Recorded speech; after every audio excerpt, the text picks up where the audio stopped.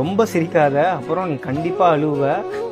இதை கேட்டு தான் நம்ம வாழ்க்கை ஃபுல்லாக வளர்ந்துருப்போம். இதில் என்ன ஒரு ஃபன்னுனா, இதை நம்ம நம்பவே ஆரம்பிச்சிருப்போம். இதனால் ஃப்ரெண்ட்ஸ் கிட்ட பேசும்போது கூட சிரிச்சு இல்லை சந்தோஷமாக பேசினா உடனே ஐயோ இவ்வளோ சிரிச்சிட்டோமே, ஏதோ ஒரு கெட்டது நடக்க போகுது. ஹாப்பினஸ்ன்றதே ஒரு டெம்பரவரி ஃபீலிங்காக தான் நம்ம லைஃப்பில் இருக்குது. அதை நம்ம நினச்சி நம்ம மைண்டில் வைக்கவே முடியல. சந்தோஷமாக இருந்தால் ஏதோ கெட்டது நடந்துடும். லைஃப் நல்லா போனால் டவுட்டு, யார்கிட்ட நம்ம நல்லா பேசினா டவுட்டு, ஸ்ட்ரெஸ் இல்லாமல் தூங்கினா டவுட்டு, ஐயோ ஸ்ட்ரெஸ் இல்லாமல் தூங்குறோமே நாளைக்கு ஏதோ பெரிய பிரச்சனை வர போகுதுன்னு. எப்படின்னா சில பேர் கஷ்டத்தோடவே வாழ பழகிட்டாங்க. கொஞ்சம் சந்தோஷம் வந்தால் கூட அதை எப்படி என்ஜாய் பண்ணணும்னு தெரியல. அதுக்குன்னு என் லட்சியம் வந்து கார் வாங்குறது வீடு வாங்குறது தான்.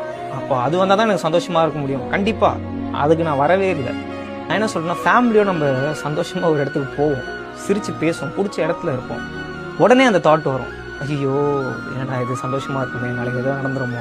ஹாப்பியாக இருக்கணும்னா ஹாப்பியாக இருந்துருங்க, அந்த மொமெண்ட்டை என்ஜாய் பண்ணிக்கோங்க. அதை விட்டுட்டு நாளைக்கு இது நடந்துருமா ஒரு லைஃபுங்க.